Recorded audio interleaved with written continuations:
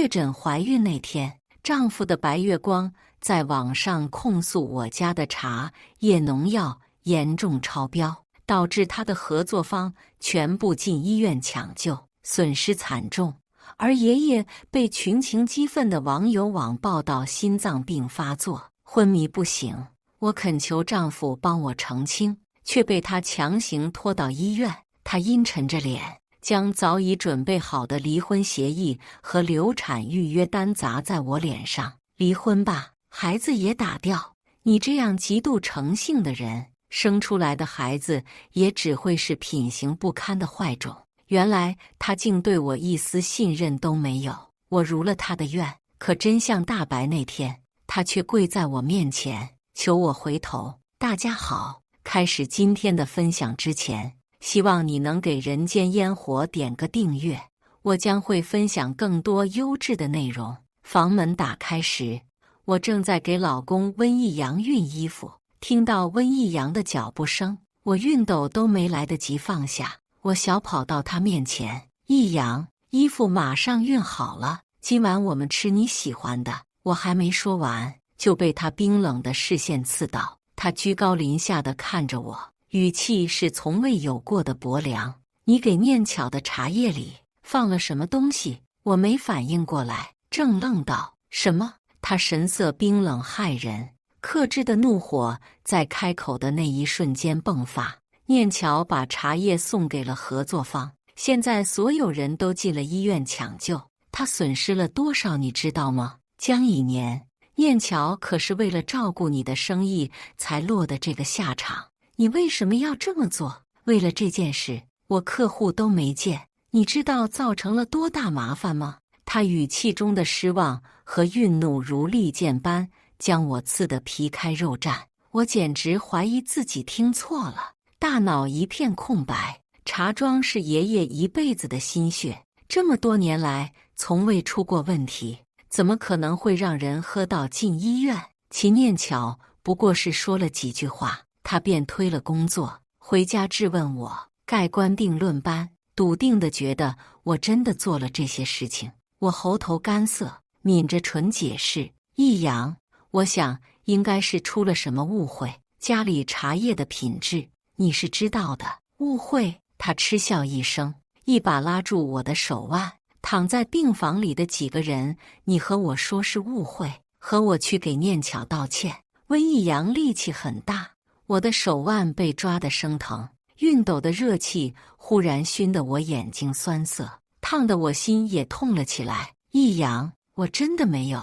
温一阳怒不可遏道，还在狡辩？你怎么会变成这种人？巨大的委屈如海啸般将我吞噬。我爱了5年的人，竟是为了毫无根据的事情这么说我咬牙忍住眼泪，使劲把手往外抽，他的力气反而大了起来，手腕骨头发出清脆响声。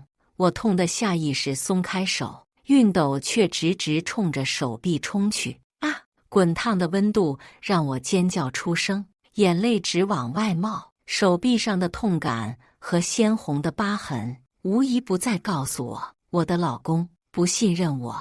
温一阳脸色微变，他立马松开手，眼底划过一抹愧疚。一年，对不起。我委屈成为断了线的泪珠，砸在地上噼里啪啦作响，我眼眶发红，声音颤抖。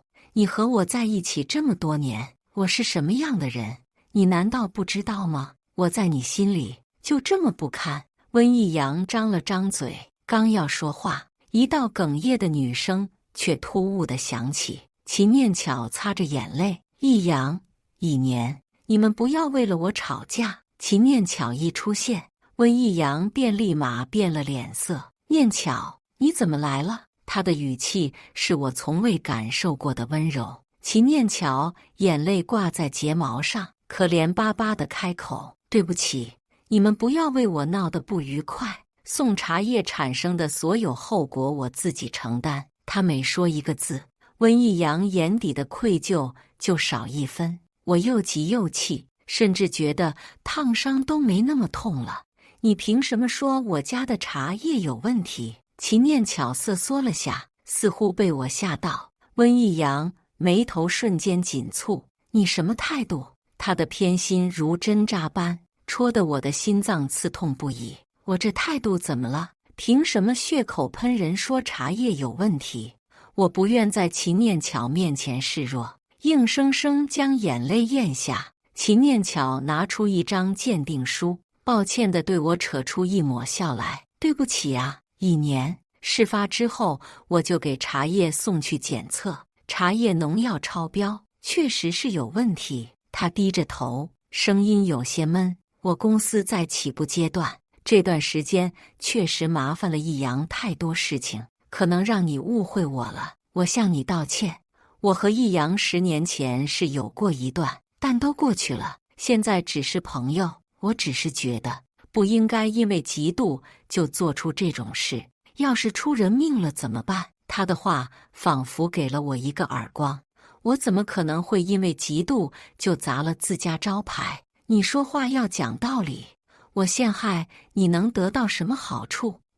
够了！温逸阳厌恶地睨着我：“江以年，你演技真是够好。如果不是念巧带了鉴定书，我差点就被你骗过去了。”我整个人仿佛被泼了一盆冷水，冷得止不住颤抖。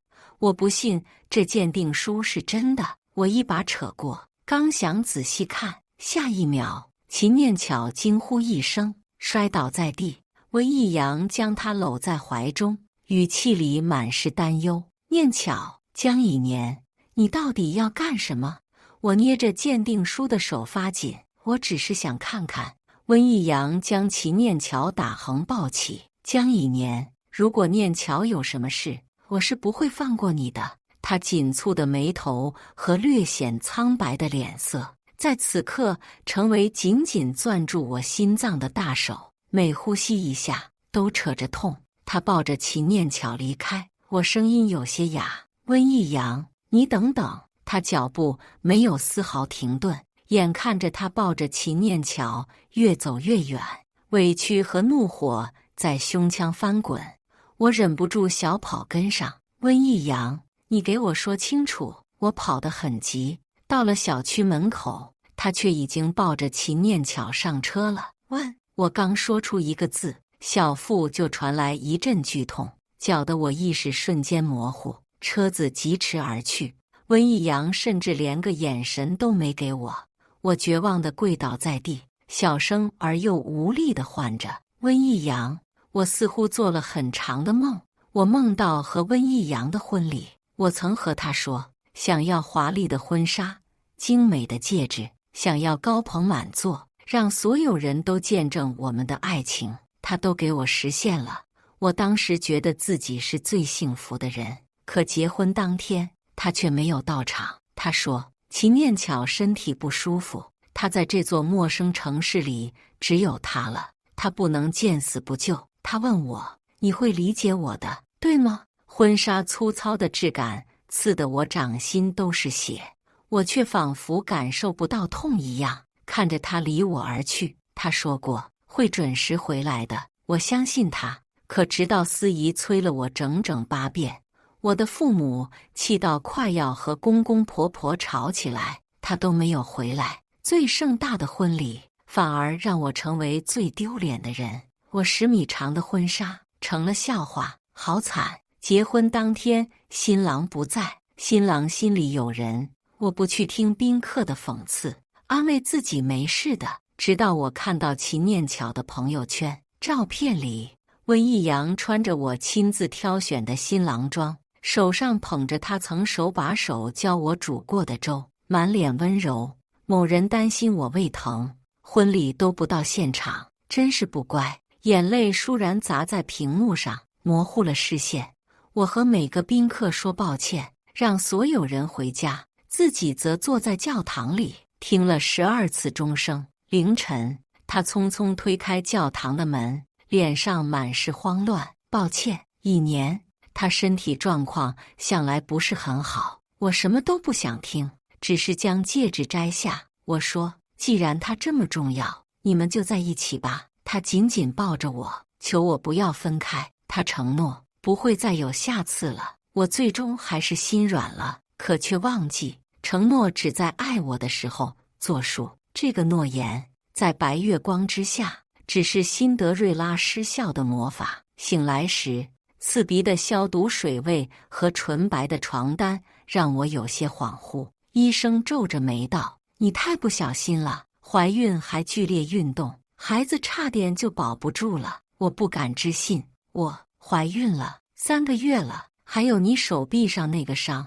已经给你处理了。他把孕产单递给我，嘱咐道：“孕期更是要好好照顾身体啊。”我拿着单子，脑子一片空白，只是呆呆地说了一句：“谢谢医生。”我甚至不知道自己是怎么离开病房的，直到我在医院走廊看到温逸阳，才回过神来。他手上拿着外卖包装的粥，正温和地喂给秦念巧，忽然就和结婚那日的朋友圈重合，看得我眼睛一酸。或许有的人生来就是被爱的。我被烫伤的地方又痛了起来。秦念巧惊呼一声：“1年！”温逸阳顺着他的视线看过来，不耐烦地蹙眉：“你怎么还跟到这里来了？”秦念巧说：“我看1年手里还拿着单子，也是来检查的吧？”我喉头干涩，没有说话。温逸阳却放下粥，上前一步拿走我手里的单子。他蹙着的眉头逐渐加深，不敢置信道：“你怀孕了？”出乎我意料的是，温逸阳将秦念巧留在原地，送我回了家。他给我掖好被子，道：“等睡醒，好好给他道歉赔偿。”我捏着被子的手发紧，直直看着他。我说：“我没做过，你信吗？”温逸阳无奈地揉了揉眉心：“别闹了，1年，你这样真的让我很烦。”他起身离开，紧闭的房门成为斩断关系的铡刀。我忽然觉得好没意思。我心烦意乱地刷着手机，却看到秦念巧被骂上了热搜。蛇蝎女人送的茶叶含有农药，差点把人喝死。爆料人是他合作方的家人。评论里他被骂了个狗血淋头，整件事情的热度高涨。秦念巧发布视频回应，她满脸憔悴，泪眼婆娑，声音沙哑：“实在很抱歉，我事先并不知道茶叶有问题，我会对受害者进行赔偿。”我突然有种不好的预感。下一秒，温逸阳的微博弹了出来：“秦小姐说的是真的，出问题的是茶叶，不是她。”紧接着，他将茶叶鉴定单拍照发了出来。很抱歉出现这样的事情，作为补偿，我决定将茶庄无偿转让给秦小姐。评论区里抽100个人发红包，我简直怀疑自己看错了。无偿转让茶庄，茶庄是爷爷要留给我的，他凭什么擅自做决定？我呼吸一滞，颤抖着手往下滑。靠，这哥们道歉是真实在抽我。传闻秦小姐是温总白月光，磕到了，不是，所以这个缺德茶庄是他老婆的。我去，不能放过这种无良商家。查到了，这个贱人的爷爷是茶庄老板。指路：荣悦茶庄，姜子鹤，将以年年有余。下一秒，我的手机卡顿一瞬，紧接着铺天盖地的谩骂涌进屏幕：“怎么不去死？贱人，别霸占秦小姐的男朋友了，和那老不死的一起下地狱吧！谁知道是真的孙女还是干孙女呀？做你星号星号星号！”我手抖得厉害，小腹坠痛不已。我的评论区都这样了，那爷爷的呢？我摁住手腕，点进爷爷的主页，诅咒和谩骂让我眼前一黑。不知真相的网友仿佛成为了审判长，宣判了我和爷爷的死刑。无数人让他去死，说这么老了还活在世上，浪费资源干什么？他们叫他老贱人，为老不尊，肯定骚扰年轻女性。我忍不住干呕起来，眼泪砸在地上，发出闷响。爷爷他做错了什么？为什么要受到如此对待？我刚缓过来一点，就给温逸阳打了电话。我恳求道：“易阳，能不能发微博澄清一下？爷爷年纪大了，受不了这些刺激的，求你了，有什么事冲我来行不行？”温易阳嗤笑一声，随即冷声道：“你既然选择让人在网上黑念巧，就要承担这个后果。”我仿佛被狠狠砸了下脑袋，不敢置信道：“你觉得是我发微博骂他的？不必再装了。”江以年，他笃定的语气让我心脏坠痛。我闭了闭眼，不愿在这个话题上纠缠。爷爷才是最重要的。我声音沙哑：“你到底要怎么样才能放过爷爷？”温易阳沉默半晌，来医院找我。话音刚落，电话就被挂断。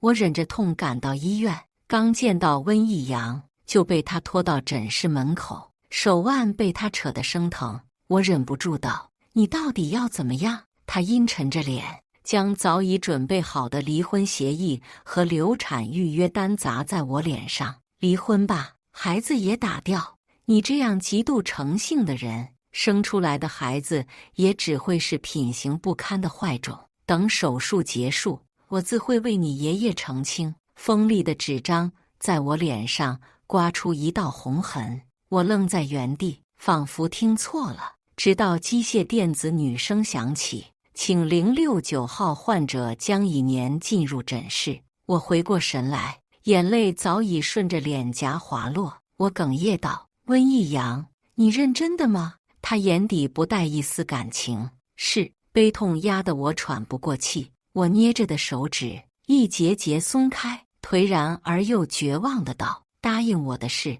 你别忘了。”我捡起掉落在地的单子，在离婚协议上写下自己的大名，径自走入诊室。温易阳只是看着我，什么都没说。这段充满猜忌的感情，刚开始就应该结束的。我不是灰姑娘，他也不是属于我的王子。我绝望地躺在病床上，闭上眼睛，思绪不禁回到过去。从小爷爷就宠着我，有人可惜地对他说：“怎么不是个孙子啊？”这个小老头就会吹胡子瞪眼，没用的东西才会天天想抱孙子。我孙女是最乖的小孩，渐渐的不再有人敢和她说我的坏话。她告诉我，我是全家最宝贝的公主，没有人可以欺负我。她辛辛苦苦操劳一辈子的茶庄，也只是为了给我一份保障。可现在，因为我，爷爷却成为了众矢之的。眼泪砸在枕头上，我听到医生小声惊呼：“这么痛吗？”再次醒来时，我的灵魂像是缺了一块斑。我恍惚着听完医生的嘱咐，呆坐在走廊上的椅子。我拿起手机，想看温易阳有没有澄清，还未点开微博，就接到了爷爷邻居的电话：“阿姨，怎么了？”我尽量平静地问道。阿姨着急道：“年年，你爷爷出事了，我看见你老公带着你爷爷走了，他好像是发病了，你快去看看你爷爷。”他的话如一道惊雷在我脑海中炸开，我捏手机的手指发紧，骨节泛白。我咬牙不让自己哭出声。“谢谢阿姨。”电话挂断，我急忙起身想去找爷爷，强烈的不安席卷全身，小腹突然一阵坠痛。下一刻，我狠狠跌倒在地，膝盖砸在地上，发出剧烈响声，身下突然一片湿润。我低头看去，鲜血溢了满地。我忍着痛，手撑着地板，挣扎着爬起，眼泪晕淡了一滩血红，痛苦的哀鸣从喉咙挤出。“爷爷！”醒来时，我对上温易阳阴沉的脸，我声音沙哑，急忙问道：“爷爷呢？”他唇角扬起讽刺弧度：“在抢救。”他怎么能以这么冷漠的态度说出这种话？我不敢置信，瞪大双眼。温易阳却冷冷道：“江以年，人品低贱恶毒的人都是要遭报应的。你爷爷没有阻止你在茶叶里下药，如今落的这个下场是他活该。你大出血晕倒也是。”我还未出声，眼泪就率先掉落。我克制不住声音里的颤抖，质问道：“你到底对爷爷做了什么？”他轻飘飘地晃了晃手中的协议。我只是告诉他，他的孙女怀孕了。他几乎没有犹豫，就签下了协议。谁知道刚签完就倒下了。他顿了顿，眼底满是晦暗不明的情绪，如同高高在上的判官。现在你知错了吗？我脑袋嗡的一下，仿佛被人狠狠踩了一脚。我就像从没认识过他。他自信而又笃定地认为我和爷爷是始作俑者。我死死捏着被子，眼泪不自觉滑落。我是错了。他脸上划过一抹高傲的笑意。我早就说。清脆的巴掌声打断他的话语。我红着眼，胸腔中满是滚烫的怒火。嫁给你是我错了，让我爷爷受这种罪是我错了，让你这种人践踏我的真心是我错了。他的头被我打偏，笑容僵在脸上。温一阳起身，抵了抵腮，脸色阴沉的可怕。江以年，你好自为之。话落，他怒不可遏地拂袖离开。我看着他的背影，泣不成声，眼泪就像止不住般。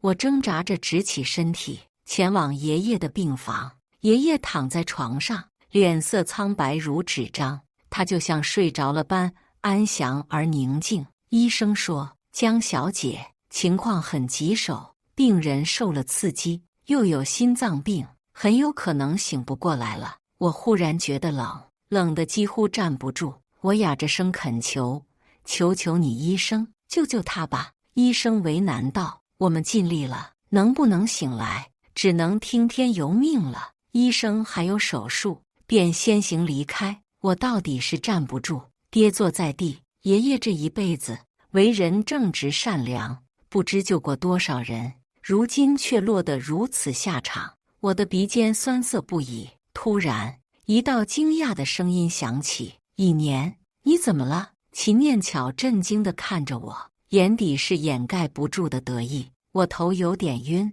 一阳来陪我检查，真是巧呢。一年你也不舒服啊？温一阳站在他身旁，脸颊还带着我的巴掌印，居高临下地睨着我。我还未开口，就听到有人说：“哎，这不是那黑心茶商？笑死！听说他爷爷气到住院了，活该。她老公和秦小姐真般配呀，做坏事遭报应了。别说了，人家瞪着我们呢，哈哈。”几人边说边离开。我听着这些话，却没有丝毫力气反驳。我想说，不是这样的，能不能不要说爷爷？可我却连呼吸都有些困难。秦念巧怜悯的道：“一年，别听他们乱说，你和你爷爷都是很好的人。”他捋了捋头发，灿然一笑：“以后不要再犯这种错了哦。”我的尊严仿佛被踩在脚下，狠狠碾碎。我再也忍不住，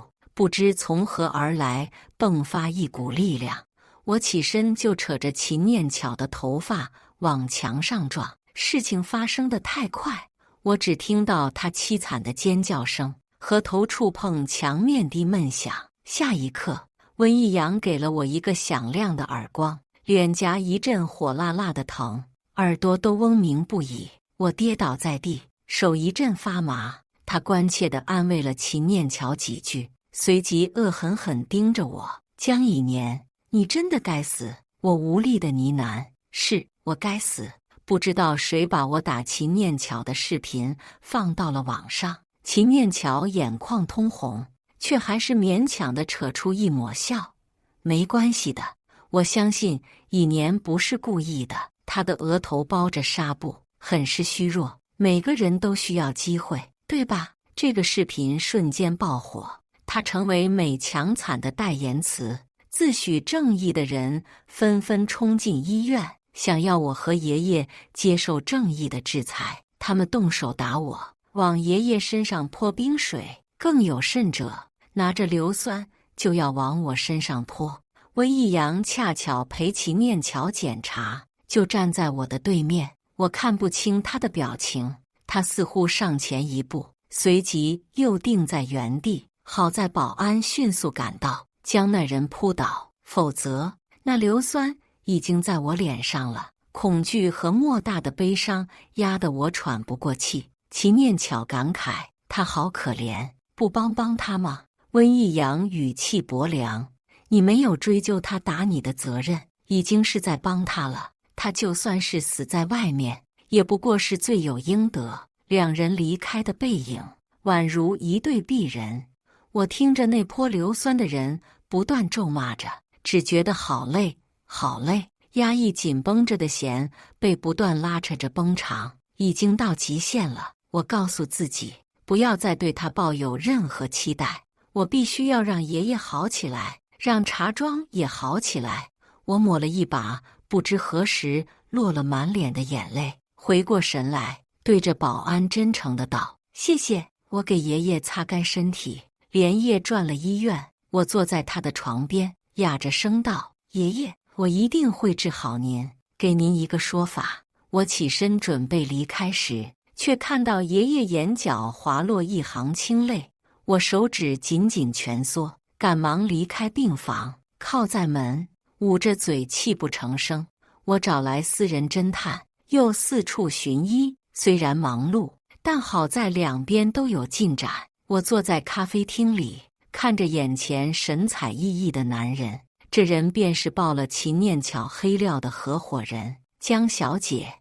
我这个人嘴可是很严的，我指尖轻敲桌面：“开个价吧。”那人轻笑：“其实不管给多少钱，我都不会说，毕竟做我们这行，最重要的就是信誉。”但秦念巧却在事后毁约，不付尾款。说实话，你就算不来找我，我都会主动告诉你。我愣了愣，没想到秦念巧过河拆桥，我到底还是给了他一笔钱，拿到了他和秦念巧的聊天记录以及通话录音。起身要离开时，却看到温逸阳和秦念巧两人。他额头的绷带拆了，自然地挽着温逸阳的手臂。1年，好巧。他话还没说完，视线扫到那人，笑容立马僵住，他的手下意识缩紧。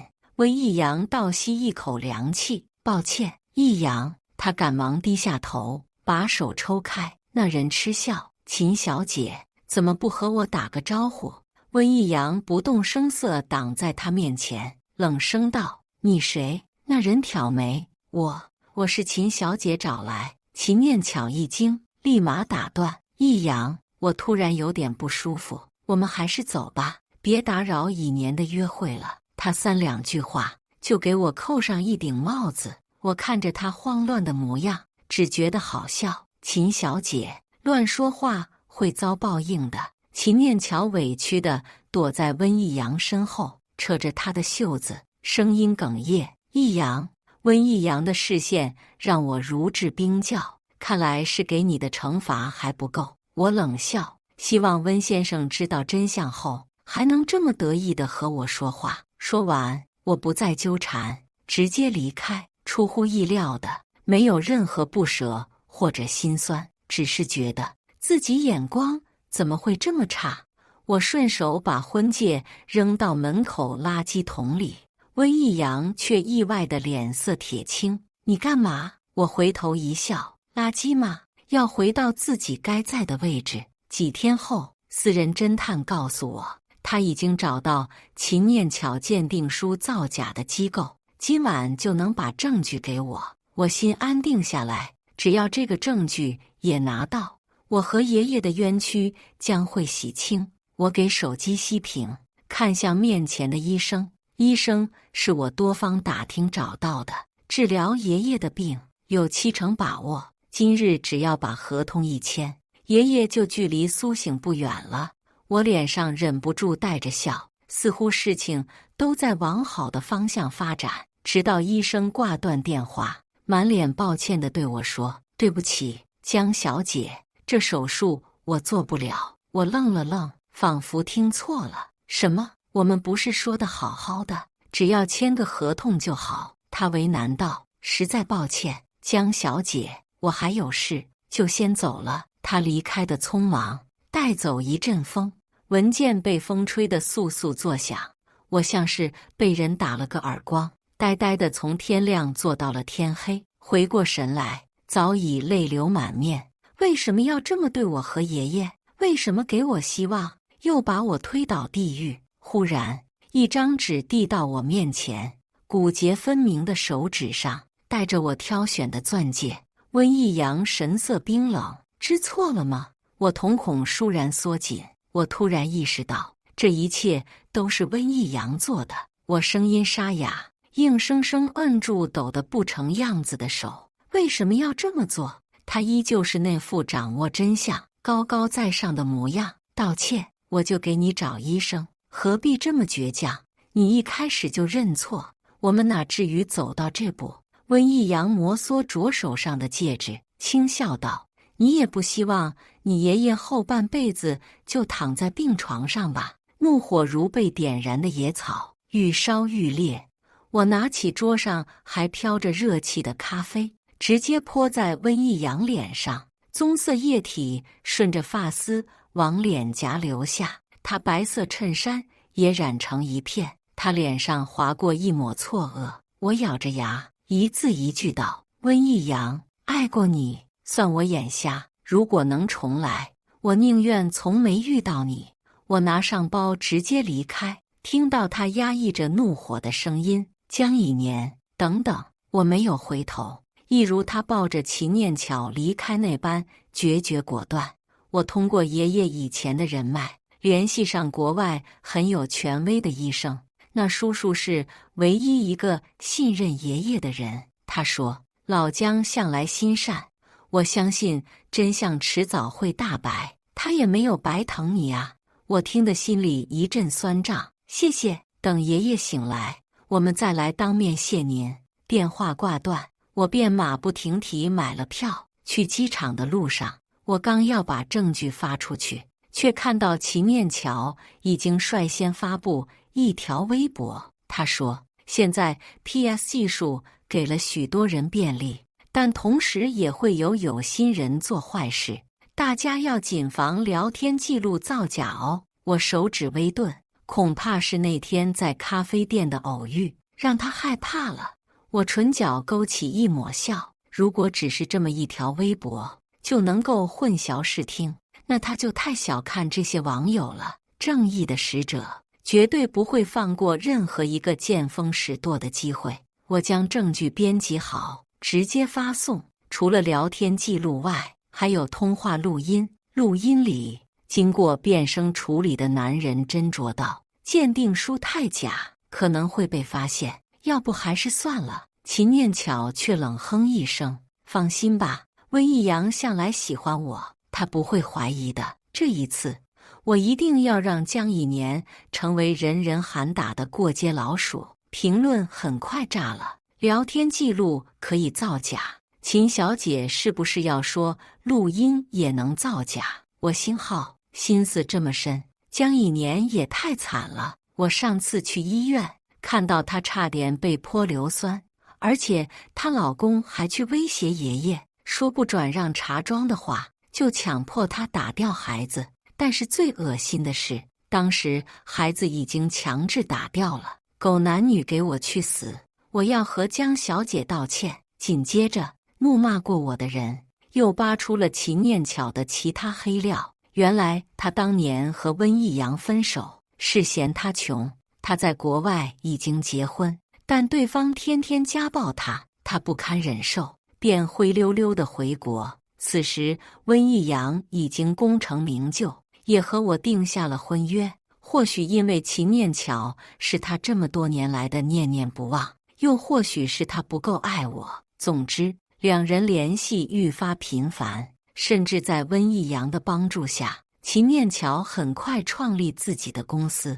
他在工作过程中也和其他企业的总裁不清不楚，甚至被某高管夫人打到过医院里。也许是过于丢人，并没有人声张，也就被瞒了下来。他依旧保持努力的小白花人设，获得温逸阳的偏爱，而我则成为了他们感情的祭品。我关闭手机，起身准备进入登机口，突然熟悉的声音响起：“一年。”温逸阳向来一丝不苟的发丝微微凌乱，没有我每天熨衬衫，他身上那件也皱皱巴巴。我皱着眉，你至于跟我跟到这来？他曾对我说过的话，此刻成为回旋镖，正中眉心。温逸阳脸色苍白，艰涩道：“对不起，以年，我是被骗了。”我嗤笑出声，冷冷地看着他。以温总的能力，哪能被骗啊？你有无数个发现真相的机会，只是你不想。温逸阳脸上血色尽退，身形有些摇晃。不是这样的，我是怕他报警把你抓起来，才选择了这个方式。我看着这个我曾经爱得死去活来的人，除了无力和疲惫外，竟然连怒火都生不起来。我讽刺勾唇，那么我的孩子和爷爷做错了什么呢？你早就想离婚了不是？把我爷爷的心血当作聘礼，你真牛啊！现在发现自己被骗了，又像狗一样跑过来求我，把我当什么了？垃圾桶！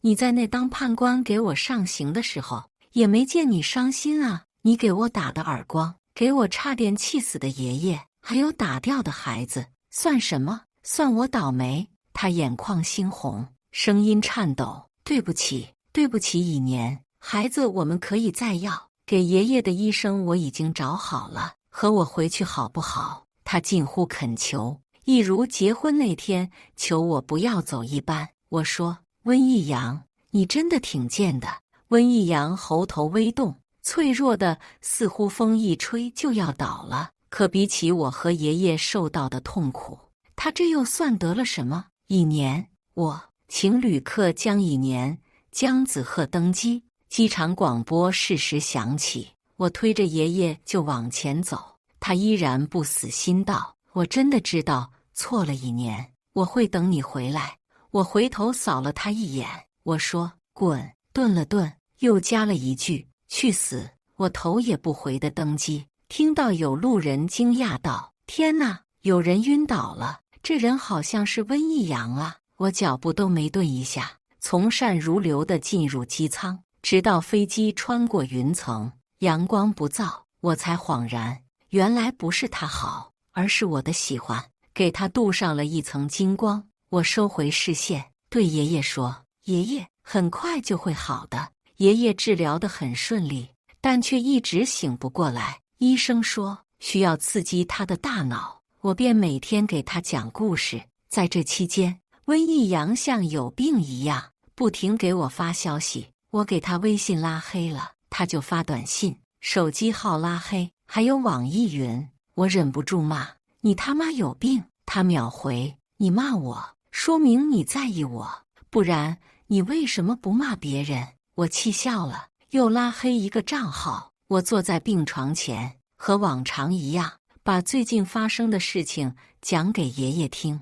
温逸阳得知真相后，直接把秦念巧送入监狱，一点情面不留。秦念巧说自己和他这么多年感情，他怎么能这么绝情呢？温逸阳却让秦念巧还自己老婆，真是有够恶心的。我无语了一会儿，继续道：“总之，秦念巧涉嫌诈骗、伪造证据，已经被捕获，茶庄已经还给我们了，而且我们因祸得福，茶庄的粉丝增加了500万呢。等回国，爷爷您就是富裕的小老头，到时候那些阿公阿婆都得羡慕死。”苍老的声音在病房响起：“臭丫头，你说谁是小老头？”我眨了眨眼，眼泪砸在被子上，随后愈来愈多。我抽抽搭搭的：“爷爷，我以为您再也醒不过来了。”爷爷也红了眼眶，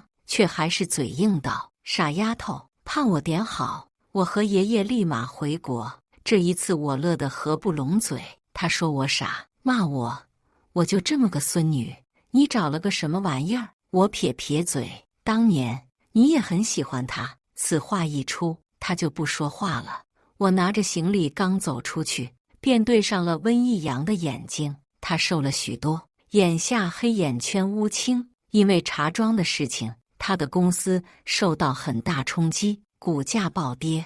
他还强撑着搞垮了秦念巧的公司。他小心翼翼道：“爷爷，一年，我订了你们爱吃的饭店。爷爷看了我一眼，他恐怕还觉得我对温逸阳还有感情。这么多年，要说完全放下了是假，可我只要一低头，看向手臂那狰狞的烫伤疤痕，就什么感觉都没有了。我说不爱吃了，他怔住，手指弯曲颤抖着，以前喜欢的东西我都不喜欢了。温逸阳宛如惨遭雷击，后退几步，眼眶猩红。1年，别这样！晶莹的泪珠直直砸向地面。这是我第一次见他哭，就算是他父母离世，他都只是红了眼眶。可现在他却哭得像个孩子。我以为自己会心痛，却毫无感觉，甚至能够欣赏他哭红的眼。我仿佛一个局外人。温逸阳无措而又着急地唤着我的名字，下一刻扑通一下跪倒在地，声音哑得可怕。1年，求你和我回家吧，我们在一起那么多年，我早就离不开你了。我有些错愕，随即忍不住笑了。温逸阳，不是每件事情说一句后悔了，就能够回到原来那样的。